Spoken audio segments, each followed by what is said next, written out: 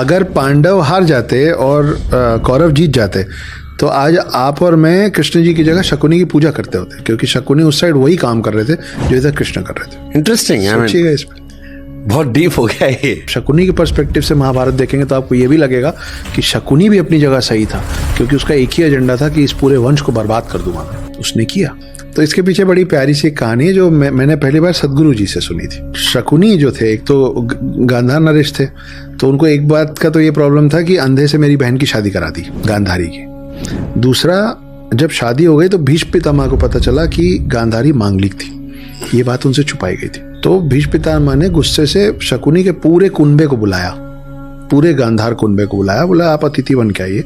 जैसे ही वो आया उनको जेल में भर दिया सबको, गांधार नरेश सहित, जिसमें प्रिंस ऑफ गांधार शकुनी भी थे। और उनको रोज एक मुट्ठी चावल देते थे सबके बीच में खाने के लिए। एक मुट्ठी चावल से कैसे खाएंगे इतने लोग? धीरे धीरे वो पेरिश होने लग गए, मरने लग गए। तो सबने मिलकर डिसाइड किया कि हमारा अगला जो प्रिंस है उसको जिंदा रखने के लिए एक मुट्ठी चावल इनको खाने दो, हम लोग तो ऐसे भी मरेंगे, मर जाते हैं। रोज शकुनी की नजर के सामने एक एक करके लोग मरते चले गए। ये महाभारत शुरू होने के पहले की बात है। और शकुनी बैठ के देख रहा था अपने सब रिश्तेदारों को मरते हुए। आखिरी में 2 लोग बचे, गांधार नरेश और शकुनी, पिता पुत्र।